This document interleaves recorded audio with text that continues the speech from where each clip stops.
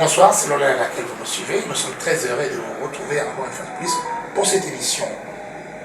De la macroéconomie à la microéconomie, en passant par ce que nous appelons l'économie des ménages, nous en parlons toujours dans cette émission et c'est très intéressant que vous puissiez continuer à nous suivre comme vous le faites. Nous recevons aujourd'hui un invité spécial, il s'appelle Léon Ngoulou, troisième du nom. Il est agrégé en des philosophies, sémiologue et politologue. Alors, licencié major de promotion du département écriture, littérature, cinéma et télévision à l'Université libre de Bruxelles, avec une grande distinction, vous l'avez bien dit, grande distinction, le premier Congolais diplômé major au département philosophie de cette université. Mais il n'est pas seulement philosophe, il est également ingénieur agronome. Donc c'est très rare de voir des Congolais à la fois aller dans la pensée, aller également dans la faisabilité des choses, comme nous l'avons dit, en agronomie. Alors, comme parcours, il est secrétaire technique des rencontres de préparation du dialogue intercongolais au Palais de Bruxelles en 1999, comme si vous voulez qu'on dise ainsi, au cours desquelles se sont préparées les rencontres de Lusaka et de Sun City. Donc là, vraiment est vrai pour l'unification du pays ici. Vous pouvez bien le comprendre. 2007-2008, conseiller chargé des réformes institutionnelles au ministère de la Communication et des Médias, donc c'est un homme qui côtoie la presse et les médias. 2008 et 2012, chargé de communication de la majorité présidentielle. On parle là du côté politique. 2012-2013, conseiller politique chargé de la stratégie et des questions globales au ministère des Affaires étrangères à l'époque du 14e sommet de la francophonie et de la première guerre d'invasion du M23. 2013 et 2019, coordonnateur adjoint et aussi après intérimaire du mécanisme national de suivi de l'accord cadre d'Addis Abeba avec rang de vice-ministre chargé de la supervision et de la préparation des réformes. Et en 2022, il est le fondateur du think tank Finance et Réformes, RDC, nous en parlerons, et vous allez en voir beaucoup plus de détails là-dessus. Alors, professeur Ngoulou, bonjour ou bonsoir.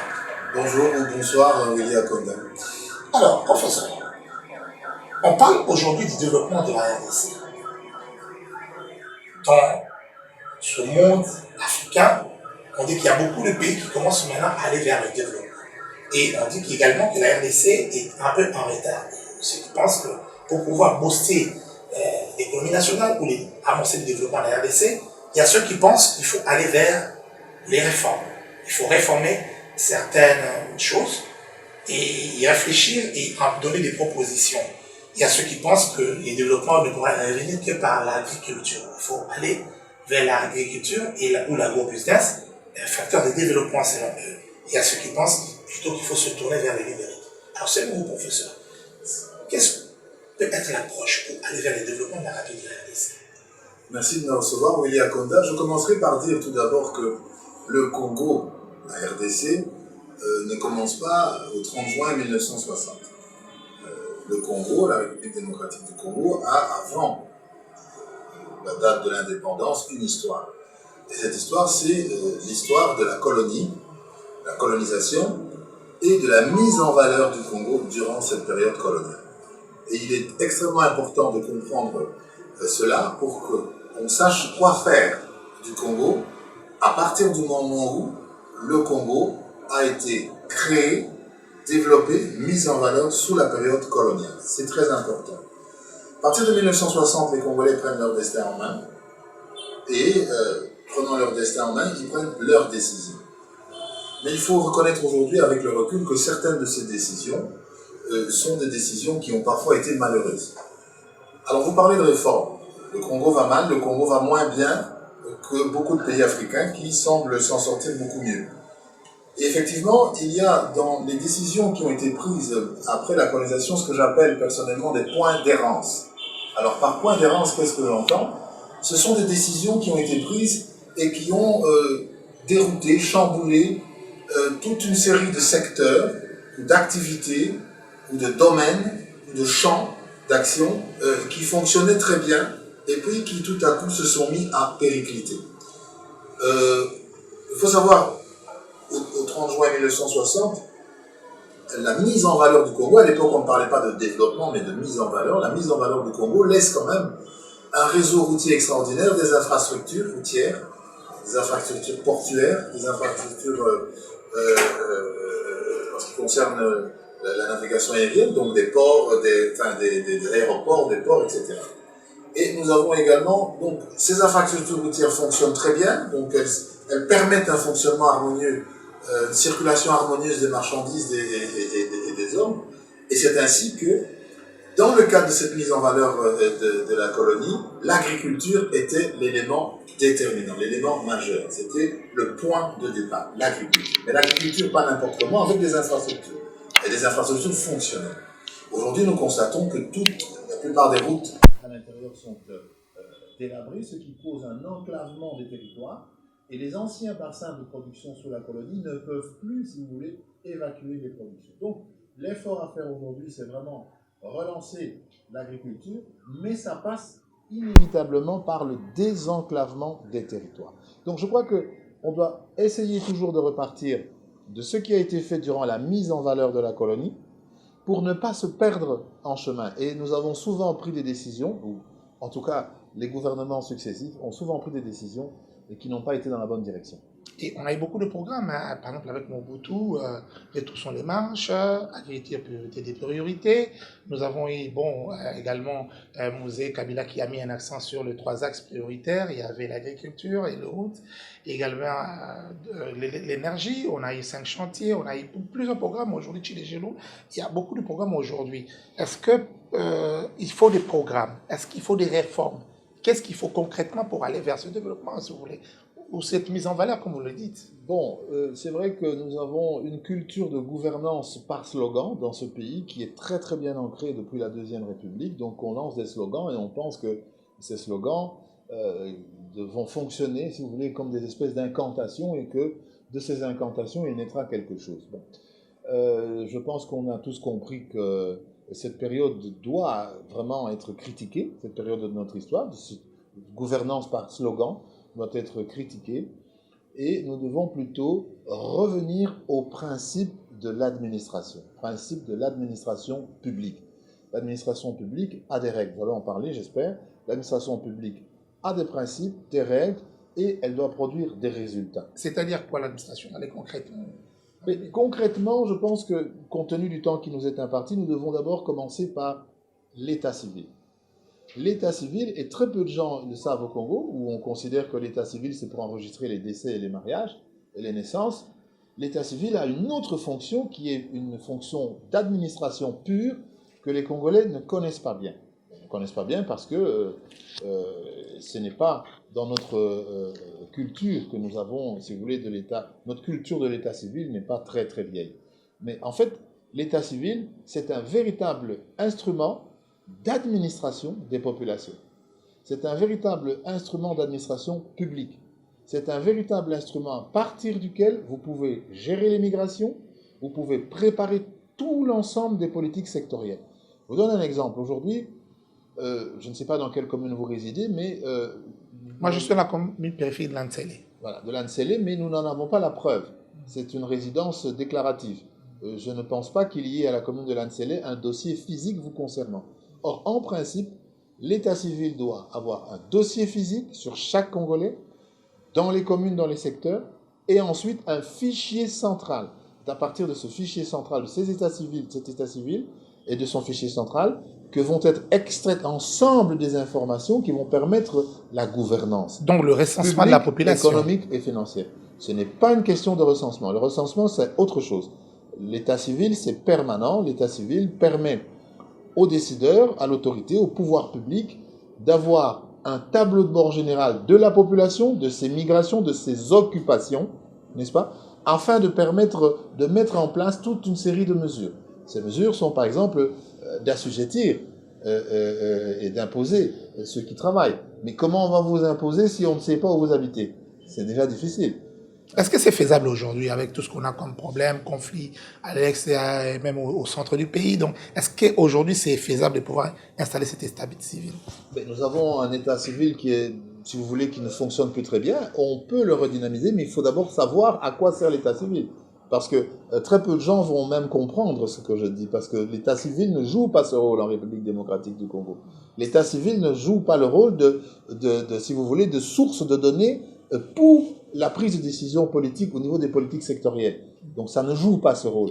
Or en réalité, si vous ne savez pas combien de personnes vous avez à Kitambo, vous ne pouvez pas savoir combien de lits d'hôpitaux il faut réellement dans la commune, combien de lits ou d'hébergement pour les personnes du troisième âge il faut dans la commune, combien de bancs il faut pour les élèves, tout se tient, combien de doses de vaccins pour les nourrissons, donc tout se tient à partir de l'état civil qui enregistre, si vous voulez, le tableau de bord qui enregistre tous les mouvements de la population, ce qu'on appelle d'ailleurs en Belgique, on appelle ça, c'est bien simple, on appelle ça le mouvement. Le mouvement avec un grand M parce que c'est à partir de l'état civil qu'on permet de savoir combien de bancs il faut par ici, combien de bourses il faut par là, combien de dons, combien de vaccins il faut dans telle commune. Sinon, on le sait comment. Donc, il y a un déficit de gouvernance nationale parce qu'à la base, il n'y a pas les instruments fondamentaux de gestion des populations et d'élaboration des politiques publiques sectorielles. Alors, vous êtes pour ceux qui pensent qu'il faut qu'il y ait les élections locales, parce qu'on dit que les élections n'est pas achevées. Comment on va mettre cet état civil lorsque, par exemple, les bourgmestres ne sont pas élus, ils sont nommés, et l'administration, on n'a pas des conseillers communaux et qu'on sache que c'est faisable, on puisse le faire sans pouvoir organiser les élections locales? Mais tout à fait, parce que je l'ai dit, et j'ai fait des notes, j'ai proposé aux décideurs un certain nombre de notes en ce sens, parce que la décentralisation au Congo, elle est inachevée et inaboutie. Donc, depuis le cycle de 2006, les élections de 2006, nous nous arrêtons au niveau des gouverneurs de province. Alors qu'en réalité, l'administration s'effectue, comme je l'ai dit, à la base. L'administration s'effectue à la base, dans les communes, dans les secteurs. Et donc, les élections locales sont extrêmement importantes pour avoir des communes fonctionnelles, organisées, et des secteurs fonctionnels organisés, avec des élus locaux. Sans élus locaux, on ne peut absolument obtenir aucun résultat car il n'y a aucun contrepoids local. Et il nous faut des conseillers communaux. Les bourgmestres qui sont nommés aujourd'hui ne sont pas des élus et donc ne rendent compte en réalité qu'à leurs parrains politiques. Et on voit que dans toutes les communes, c'est la catastrophe. Il n'y a aucun service de proximité qui est réalisé et tout le monde compte sur l'hôtel de ville. Mais en réalité, non. Parce que même au niveau de la décentralisation, au niveau des provinces, la décentralisation se poursuit jusque dans les entités locales. Et alors à ce moment-là, à partir du moment où vous n'avez pas d'élus locaux, vous ne pouvez mener aucune politique sérieuse. Mais il y a certaines personnes qui disent, mais il y a élection par exemple au niveau provincial. On a des députés, on a des assemblées provinciales, mais en fait ça qui ne donne absolument rien. Et parce que, Willy, si vous permettez, parce que nous n'avons pas d'élus locaux. Or, l'administration, elle s'effectue à la base, dans les entités locales. Et tant que nous n'avons pas une décentralisation achevée, on ne va pas y arriver. Raison pour laquelle je propose, et j'ai mené un certain nombre de discussions en ce sens, je propose que cette fois-ci, le cycle électoral soit complet. Il nous faut un cycle électoral complet pour que les entités locales, les communes et les secteurs puissent être administrés par des élus locaux qui soient représentatifs et des interlocuteurs valables. Mais il faut aussi que ce cycle électoral soit complet. Willy Akonda, il est extrêmement important que le cycle électoral soit complet, y compris dans les zones qui sont affectées par les conflits et où nous avons tous nos frères, à l'Est notamment, qui souffrent depuis une vingtaine d'années. Et il faut absolument qu'ils aient voix au chapitre. On ne peut pas continuer à les marginaliser. Régler un conflit, ça se fait de manière militaire, de manière diplomatique, mais aussi de manière démocratique. Nous devons savoir, dans les zones affectées par les conflits, quels sont les interlocuteurs représentatifs afin que nous puissions avoir un dialogue permanent, un dialogue démocratique de la base au sommet. Or, si nous continuons à ne faire que des cycles partiels, nous allons laisser ces zones affectées par les conflits, que nous connaissons, donc au niveau du Kivu, Ituri, etc. Ces zones affectées par les conflits vont être occupées par les envahisseurs, par ceux qui réclament ces terres, par ceux qui veulent nuire à l'intégrité, détruire l'intégrité territoriale de la RDC. Donc il est très important qu'on n'organise pas les élections tant que le cycle n'est pas complet. D'ailleurs, qui imaginerait aujourd'hui organiser des élections en Ukraine où un tiers du pays, Donbass notamment, est occupé par la Russie? Donc il faut d'abord récupérer toute l'intégrité du territoire. Même si ça fait 20 ans. Ça ne va pas faire 20 ans. Ça ne va pas faire 20 ans. Écoutez, dans le cycle précédent de 2018, les élections devaient avoir lieu en 2016. On aurait pu en profiter justement pour mener une guerre, si vous voulez, ferme, forte, patriotique, pour pouvoir bouter dehors, n'est-ce pas, toutes ces forces du mal. Nous ne l'avons pas fait, nous avons perdu 2 ans. Mais aujourd'hui, je pense qu'il serait illusoire et même insensé d'organiser des élections avec 15-20 millions de la population qui ne vote pas. On a commis cette erreur en 2018, c'est une erreur qu'il ne faut absolument pas reproduire. On va parler dans ce terrain politique parce qu'il y aura de la braie à manger. Donc il y aura beaucoup de réactions là-dessus. Il y aura ceux qui disent élection en 2023, coûte qui coûte. Bon, c'est pas notre terrain. Alors professeur, de manière concrète, qu'est-ce qu'il faut faire? Comment procéder pour aller à l'organisation de l'état civil? Il faut faire quoi concrètement? Mais si vous voulez, vous avez un état civil qui est ici. On a dans toutes les communes, il y a ce qu'on appelle un bureau de l'état civil. Mais ce bureau de l'état civil, il faut lui donner des missions. Il faut expliquer aux agents, au personnel de l'État qui est, si vous voulez, déployé dans ces bureaux d'état civil, à quoi sert réellement un état civil pour obtenir des données statistiques qui permettent de prendre les décisions sectorielles. Vous parlez d'augmenter, on entend ici et là, excusez-moi, les finances. Parlons des finances publiques. Mais comment voulez-vous taxer les gens à partir du moment où vous ne savez même pas où ils habitent? À partir du moment où vous ne maîtrisez pas le mouvement des populations, des migrations, vous ne savez pas qui est qui et qui fait quoi. Or, en réalité, vous avez ce qu'on appelle en Belgique la composition de ménage. Et la composition de ménage en Belgique, c'est un document que vous prenez à la commune et qui indique tous les membres du ménage, ce qu'ils font, chômeurs, employés, femmes de ménage, enfants à charge, conjoints. Ce document indique tout, donne une vue immédiate des occupants d'une parcelle.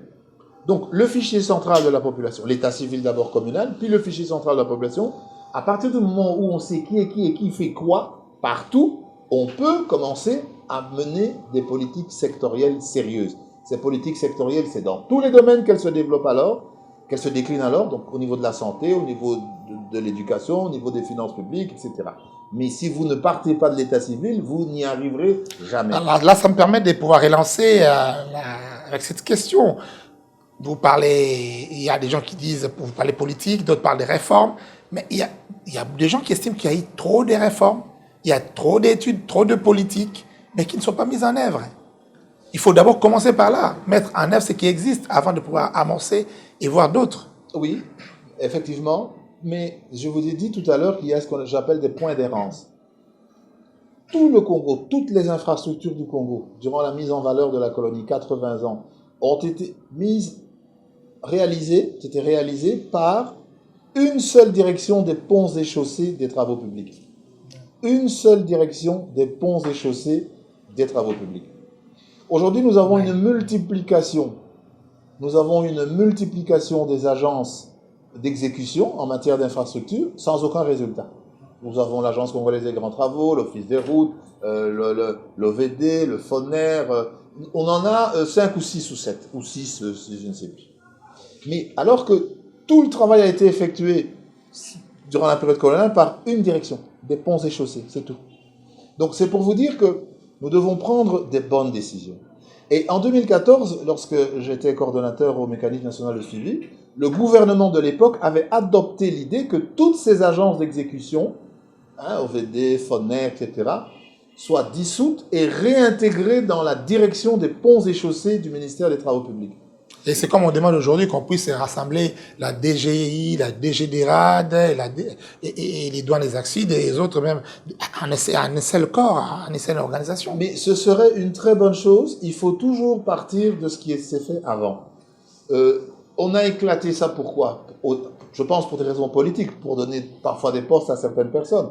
Parce que quand vous allez à l'étranger, vous allez en Belgique ou en France, vous avez une direction générale des impôts, on dit une direction générale des impôts. C'est général. Que ce soit des impôts domaniaux, que quelle que soit la nature de ces impôts, c'est une direction générale des impôts. Donc, je crois qu'il faut rationaliser, parce que tout ça coûte très cher, et il faut rationaliser. Il faut avoir une grande direction générale des impôts, et avoir des succursales provinciales qui soient très efficaces. Mais là, on a effectivement fait beaucoup de progrès déjà. Je vois qu'il y a des choses qui se font actuellement avec l'actuel ministre des Finances, Nicolas Kazadi. Je pense qu'il y a des progrès. Alors, on va parler du littoral. 40 km de littoral en RDC. Et je vois de temps en temps aller à Mwanda. Qu'est-ce qui se passe là-bas, de ce côté-là? On dit que le littoral de la RDC n'est pas assez exploité. Il y a ceux qui pensent qu'il faut favoriser l'exploitation pétrolière. D'autres, par contre, estiment qu'on peut bien gagner dans le tourisme avec le parc marin des mangroves et autres. Donc, et selon vous, qu'est-ce qu'il faut pour ce littoral-là? On ne développe pas assez les littoraux de la RDC et pourtant c'est une grande porte de sortie et d'entrée pour le pays. Qu'est-ce qui empêche qu'on puisse développer ce littoral? Eh bien, figurez-vous que nous y travaillons activement et je pense pouvoir vous dire que j'ai proposé, il y a un an, et c'est à l'étude, j'ai proposé un an de travailler davantage, proposer la création d'une communauté littorale qui réunirait les pays du Mayombe, et le président de la République, c'est lui en fait qui a impulsé cette idée, et c'est une idée qui doit faire son chemin parce que ce que nous n'avons pas au Congo, c'est une politique atlantique. Nous n'avons pas de diplomatie atlantique. Et lorsque nous n'avons pas de diplomatie atlantique, nous n'avons pas de coopération atlantique. Non seulement avec les pays africains qui ont une façade atlantique, mais également avec les pays des Amériques, n'est-ce pas? Les Amériques, Amérique du Sud, Amérique du Nord, et même plus loin, les pays européens, qui ont une façade des côtes atlantiques et qui peuvent exploiter la biodiversité ensemble, qui peuvent exploiter les ressources maritimes ensemble, les ressources pétrolières ensemble. Donc nous n'avons pas un instrument, si vous voulez, de réflexion, et cet instrument de réflexion, le président de la République l'a mis à l'étude. Nous espérons que dans les prochains mois, cet instrument va faire l'objet, si vous voulez, de décisions politiques au plus haut niveau. Nous devons avoir une diplomatie atlantique.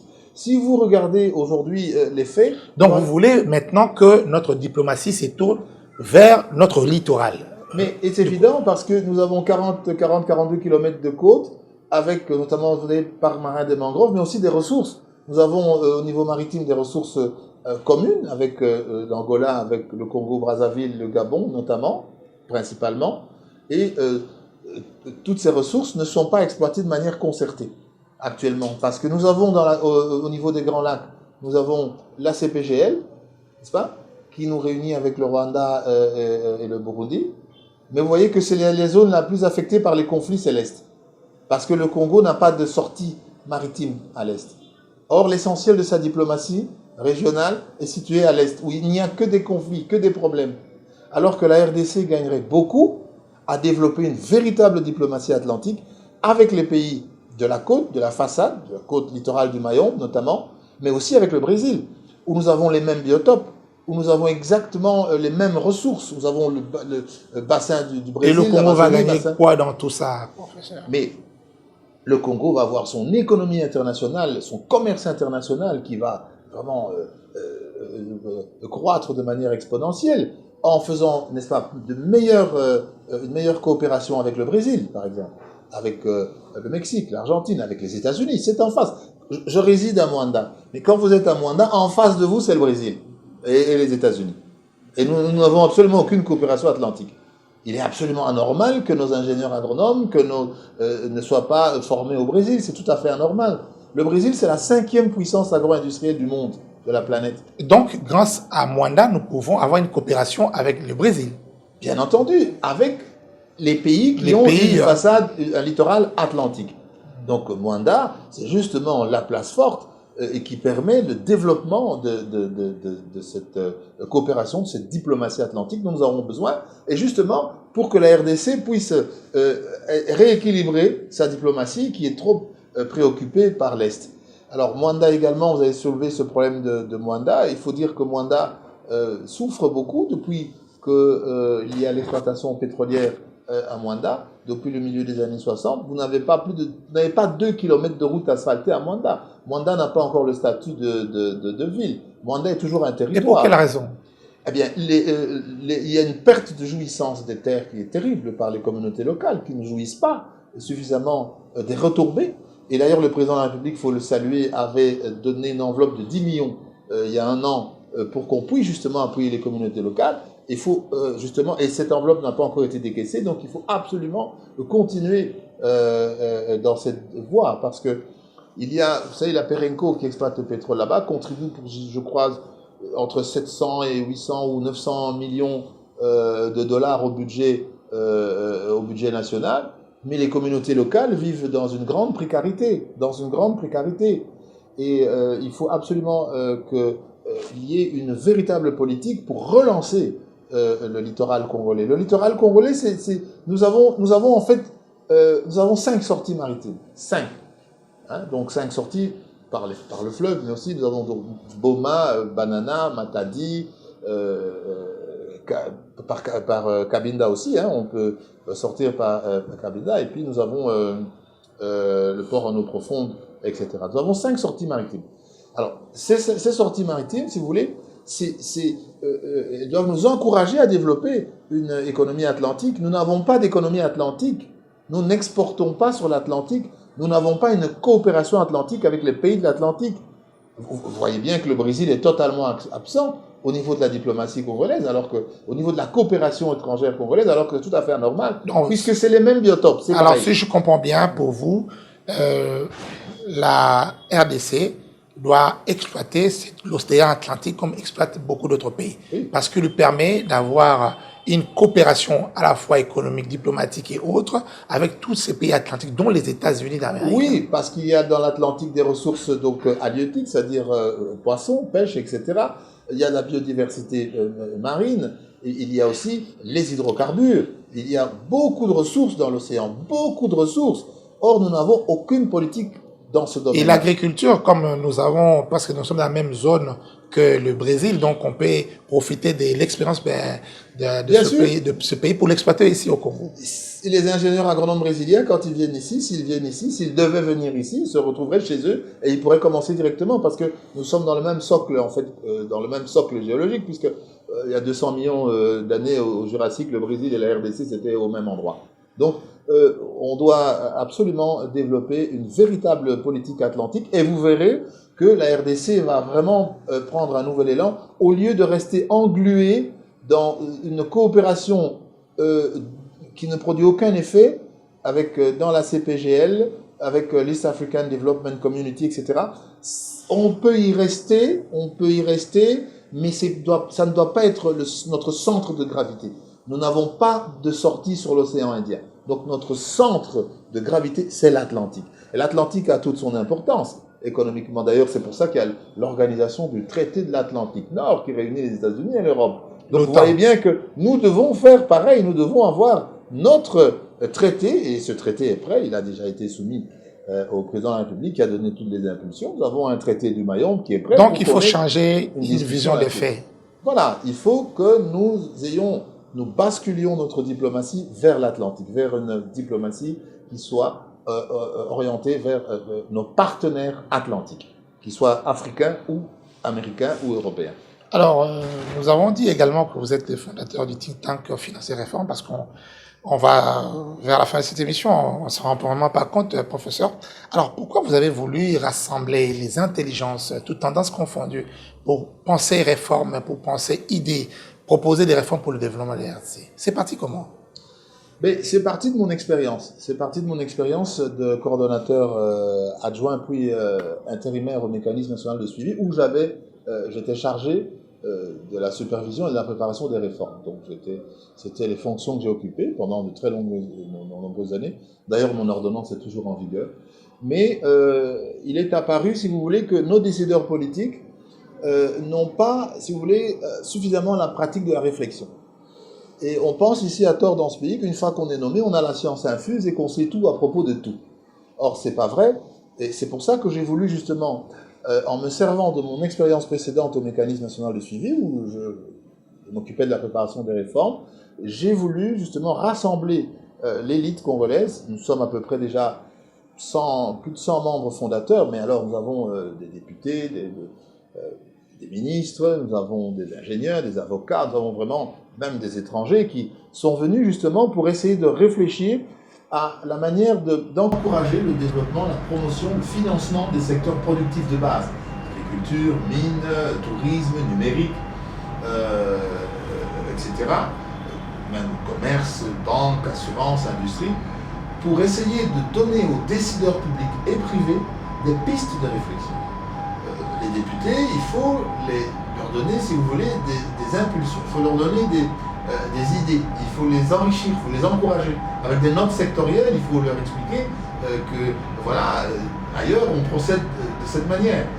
On n'a pas, parce qu'on est élu député qu'en même temps on a la science infuse et qu'on sait tout. Donc, alors, ce think tank est extrêmement important parce qu'il rassemble vraiment une large palette de Congolais, de compétences congolaises, et les statuts seront déposés très bientôt, je pense avant la fin de ce mois. Nous avons déjà plus de 120 signatures, les statuts seront déposés, et nous allons alors commencer effectivement par proposer des notes, donner des idées directement auprès des décideurs publics, mais nous allons aussi agir comme une agence de notation. Parce que je voulais poser une question. Nous allons agir comme cette notation. Pourquoi je voulais... Mais parce que nous n'en avons pas ici au Congo, et nous allons agir également comme agence de notation des entreprises privées, mais aussi des secteurs publics. Donc, ça sera fait concrètement. Concrètement, il y aura un certain nombre de critères qui vont être mis en évidence. Par exemple, je vous donne le cas de l'OVD, Office des voiries et drainage. Eh bien, nous aurons un certain nombre de critères, d'indicateurs de performance qui seront établis. Et puis, si cette structure, si vous voulez, ce service public n'obtient pas, si vous voulez, une note convenable, eh bien, nous lui donnerons une mauvaise note. Par exemple, parmi les indicateurs, on dit, est-ce qu'ils publient les états financiers? Oui, la redevabilité, c'est vraiment le premier. Le premier indicateur, c'est la redevabilité. Où sont les rapports? Où sont les rapports? Les rapports annuels. S'il n'y en a pas, donc c'est moins. S'il n'y a pas de rapport annuel, c'est qu'il n'y a pas d'activité. Et là, vraiment, la cotation est moins. C'est zéro. Et donc, plusieurs critères comme ça pour permettre d'évaluer. Il y aura une série de critères, et alors on espère ainsi que ces entreprises publiques et même privées, ou ces services publics, vont essayer de s'améliorer petit à petit. Est-ce que les gouvernements seront aussi évalués par vous? Bon, oui, un gouvernement doit avoir ça. Le gouvernement, je veux dire, à travers ses services, donc les services publics. Voilà, et nous allons aussi, nous allons aller même jusqu'aux communes. Hein. Ouais. Nous allons aller jusqu'aux communes, et aux communes, l'administration communale, nous allons les évaluer, et nous allons aller, voilà. En fait, une commune, ça doit rendre tel service de proximité. C'est tout, ça se discute pas. Et vous allez publier ces notations? Bien entendu. Donc, les communes devront devront remplir des critères de performance et d'efficacité, et nous rendrons des notes, et nous attendrons voir au prochain, à chaque fois, périodiquement, les progrès qui ont été accomplis. Et voilà. Donc, ce qu'il faut, c'est mettre l'intelligence congolaise au service du pays, au service de l'entreprise privée, mais aussi au service si vous voulez, du service public, si passez-moi l'expression, et c'est ainsi que nous allons pouvoir donner plus de réflexion. On doit, je pense que nos gouvernements, il faut qu'ils acceptent la critique, on remarque que ils agissent trop comme s'ils agissaient par l'inspiration du Saint-Esprit. Et c'est pas comme ça qu'il faut procéder. Donc quand on gouverne, on doit recevoir des idées. Le rôle des universités, le rôle des centres de recherche, des laboratoires de recherche, mais c'est quoi? C'est donner aux décideurs de la matière pour prendre des mesures qui sont des mesures efficaces qui vont produire des effets. Et surtout, si on peut revenir un petit peu sur cette question de Mwanda, il est absolument anormal que l'exploitation des hydrocarbures du pétrole à Mwanda n'ait rien apporté. N'a rien apporté parce que tout le monde ferme les yeux. Tout le monde ferme les yeux. Alors nous devons, en tant que n'a rien apporté à qui? Parce que n'a rien apporté aux communautés locales. Parce que c'est ça l'objectif. Vous parlez des communautés locales. Ah oui. Mais pourquoi on n'a pas inséré, par exemple, ces hydrocarbures à ce qui s'est fait avec les mines, où on rétrocède directement le 15% aujourd'hui avec le nouveau code minier, le 15% aux entités décentralisées. Pourquoi on ne le ferait pas, par exemple, avec Mwanda? Mais quand vous regardez le condensé d'analyse statistique aujourd'hui, de janvier au mois de novembre, on a versé, les sociétés pétrolières ont versé plus de 200 millions, par exemple, à l'État. Oui, mais l'État lequel? L'État lequel? Le gouvernement central? Oui, au gouvernement, on devait également prendre le 15% pour les rétrocéder. Ça ferait à peu près plus de 30 millions. Vous savez, je ne sais pas pourquoi on parle de rétrocession dans ce pays. Alors que quand vous administrez par la base, il n'y a pas besoin de rétrocession puisque c'est administré par la base. Donc les entités territoriales locales elles se servent directement. Et là, par exemple, pour le code minier, on ne parle pas des rétrocessions, mais on parle des versements directs. Mais oui, mais jusque-là, on ne voit rien. À Moanda, on ne voit rien. Partout où on exploite du pétrole. Mais est-ce que le pétrole, est-ce qu'il est assimilé au minerai? Donc, c'est justement, est-ce que c'est assimilé, c'est inséré dans le code minier ou ils ont un statut particulier? Justement, il y a un code des hydrocarbures, un code minier. Vous savez, il y a beaucoup de choses qui vont un peu dans tous les sens. Le code des hydrocarbures prévoit que les populations locales doivent, n'est-ce pas, tirer profit de l'exploitation pétrolière sur leur terrain, mais on regarde qu'en réalité, il n'en est rien. Oui, parce qu'on les rapporte des petits projets. Et d'ailleurs, des petits projets, parfois gérés par les sociétés elles-mêmes. Donc, du coup, on ne sent pas. C'est pas aux communautés locales de proposer réellement. Par exemple, nous voulons une telle école, nous voulons ceci, nous voulons cela, et on vous appelle, vous dit ouais, nous, on a fait ceci, on a fait cela, mais concrètement, c'est rien de bon. Oui, mais je vous assure que comme ingénieur, j'ai mené il y a quelques mois une campagne de recensement, d'identification des sites d'exploitation pétrolière à Moanda. Nous avons des résultats, nous avons fait une enquête. Nous nous rendons compte que ces populations sont mises dans l'impossibilité, mais alors dans l'impossibilité de jouir de leurs terres. Il y a des pipelines partout, des câbles qui passent dans tous les sens, des routes d'exploitation pétrolière, donc les populations regardent tout ça passer et elles ne savent absolument pas à quel sein se vouer. Alors, par exemple, elles sont représentées pour le cas de Moanda, qu'il me soit permis de le dire, hein, je fais un petit mot pour elles parce que je suis leur consultant aussi, représentées par le COCODEM. COCODEM, c'est une espèce de structure qui n'a pas d'existence juridique, mais qui perçoit des fonds, semble-t-il, hein, je ne m'avance pas plus loin, mais semble-t-il, à qui des fonds sont versés au bénéfice des communautés locales. Mais il semble qu'il n'y a pas de structure juridique. Donc, vous voyez un petit peu le flou artistique, le flou entretenu. C'est comme c'est un flou organisé. Un flou organisé. C'est ce que je disais. Et après, on va dire qu'on a fait ceci, on a fait cela. Mais dans le concret, il n'y a presque rien. Mais attention. Ça, ce que j'ai dit, c'est un constat. Mais ce qui est vrai, c'est que l'actuel ministre des Hydrocarbures, Didier Boudimbou, s'est rendu souvent à Moanda. Et prend ce problème à cœur. Il prend vraiment cette question de la perte des jouissances des terres par les communautés locales de Moanda. Il prend le problème vraiment à cœur et il a mis en place tout un dispositif au sein de son cabinet pour étudier ces questions, pour qu'on puisse trouver des mécanismes. Et ça, il faut le saluer au passage. Alors, professeur, vous avez été chargé de communication de la majorité présidentielle. Bon, après, on ne va pas rentrer dans la politique, mais on sent en vous ce goût-là de la politique, puisque vous voulez rassembler également les ressortissants de Grand Équateur. Donc, on sent que à la fois vous êtes philosophe et agronome, mais vous voulez toujours aller vers la politique. Pourquoi vous voulez réunir les ressortissants du Grand Équateur? Vous savez, la réflexion, c'est pas nécessairement la politique. Réfléchir, c'est pas faire de la politique. Proposer des idées, c'est pas faire de la politique. Disons qu'au sens large, bon, faire de la politique, c'est celui qui met vraiment les mains à la pâte, qui est vraiment dans l'action publique comme mandataire, ou comme élu, ou comme membre du gouvernement, etc. Bon, moi, pour ma part, ma formation philosophique me donne plutôt le goût de donner des conseils, donner des avis, de faire des analyses, des études. Et j'ai proposé, il y a environ un mois et demi, j'ai proposé à quelques-uns de nos ministres de la province de l'Équateur, dont je suis originaire, j'ai proposé qu'il y ait eu une grande conférence, on appelle une conférence générale de l'Équateur, pour examiner les sujets d'intérêt commun. Les sujets d'intérêt commun, par exemple, l'électrification de l'Équateur, c'est un sujet d'intérêt commun pour toutes les provinces issues du Grand Équateur.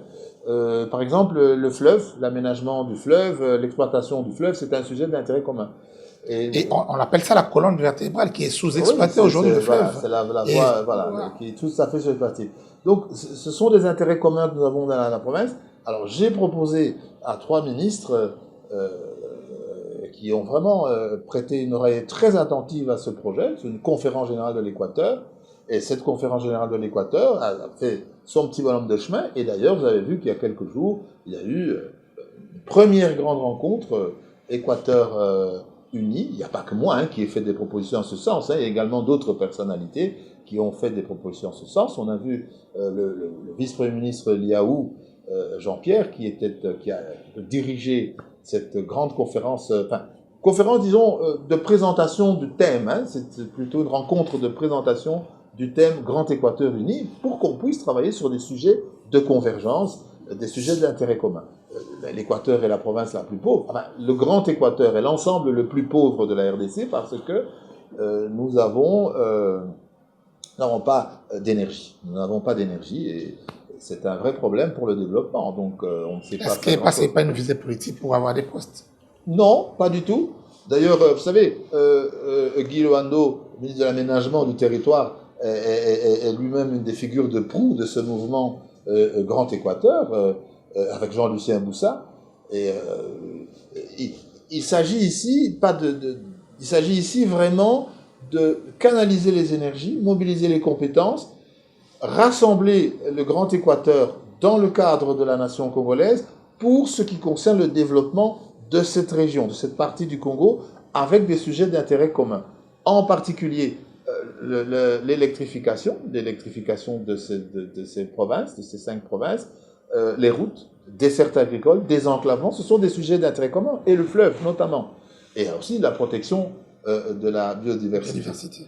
Donc je crois qu'avec des personnalités que nous avons à l'Équateur aujourd'hui, nous avons Jean-Pierre Liaou, nous avons qui est vice-premier ministre, nous avons Guy Loando, maître Guy Loando, aménagement du territoire. Nous avons Jean-Lucien Boussa qui est au commerce extérieur. Nous avons Molendo Sakombi qui est aux affaires foncières. Eh bien, nous sommes vraiment heureux d'avoir une équipe pareille qui puisse mener n'est-ce pas, d'un seul cœur et d'un seul esprit un grand projet pour le développement intégré, harmonieux de l'entité Grand Équateur. Alors, on s'approche vers la fin de notre émission, sauf si vous avez un sujet que vous voulez aborder. On va vraiment chuter. Vous avez quelque chose à ajouter? Et je pense que nous devrions, si vous permettez, pour le mot de la fin, je voudrais quand même revenir un petit peu sur la question de la souffrance de nos frères de l'Est. Nous avons à peu près une région qui affecte entre 15 et 20 millions de personnes, sans compter les 6 millions de morts, peut-être même plus. Le message que je voudrais faire passer aujourd'hui, c'est que nous ne pouvons pas laisser ces populations pour compte. Nous ne pouvons pas les laisser abandonner à elles-mêmes. Nous ne pouvons pas continuer à organiser des cycles électoraux sans tenir compte de ces populations. Nous devons régler ce problème, exterminer les forces nuisibles, les forces du mal qui cherchent à déstabiliser la RDC, et nous faisons confiance au président de la République qui est le garant de l'intégrité du territoire, le symbole de l'unité nationale, Et donc le professeur Goulou est favorable au glissement? Non, pas du tout. Attendez. Alors, le symbole de l'unité nationale, il est question ici d'unité nationale. Et cette unité nationale, elle se réalise aussi à travers les élections. Et chaque Congolais a le droit d'exprimer son droit. Le pays est en guerre, c'est clair. Nous avons un assaillant qui est bien identifié. Il ne m'appartient pas ici de répéter ce que les autorités ont dit. Mais le pays est en guerre. Nous avons une grande partie du territoire national qui est, n'est-ce pas, occupée et qui est donc en proie à d'affreuses souffrances. Et par conséquent, je pense qu'il faut un cycle électoral complet pour la première fois.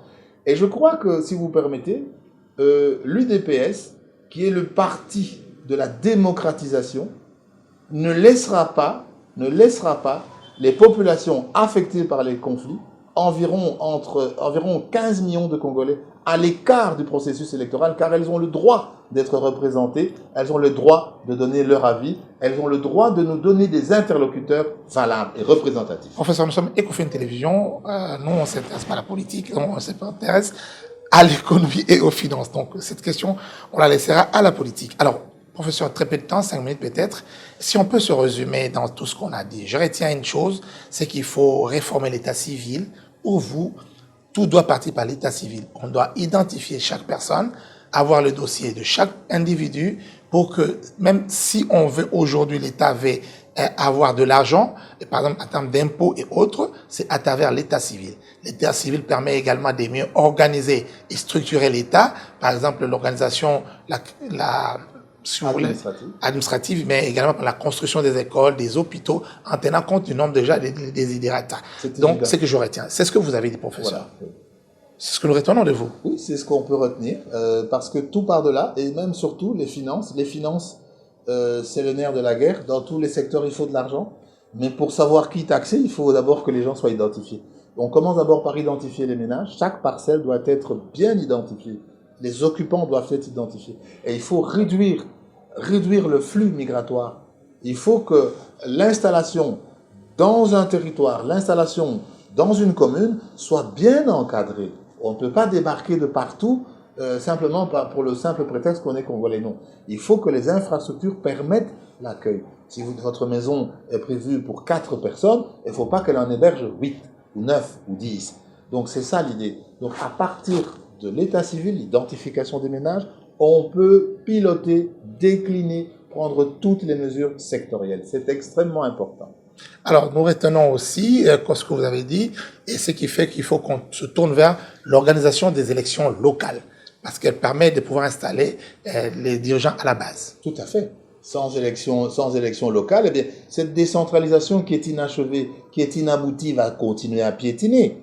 Aujourd'hui, on est ensemble à Kinshasa aujourd'hui, je vais rentrer à Mwanda bientôt, mais on dit l'hôtel de ville. L'hôtel de ville doit ramasser les ordures. Mais ce n'est pas vrai. C'est pas la tâche de l'hôtel de ville, c'est la tâche des communes. Mais ça devient le problème de l'hôtel de ville parce que les communes ne sont pas organisées. Donc, à charge, il y a des charges. Donc, il y a des choses qui sont critiquables dans la gestion de Kinshasa. Mais par exemple, quand on parle des ordures, il faut que les Kinois comprennent que ce n'est pas fondamentalement le problème de l'hôtel de ville. C'est un problème communal, c'est un service de proximité. Et pour que les ordures soient bien ramassées, il faut que les ménages qui les produisent soient identifiés.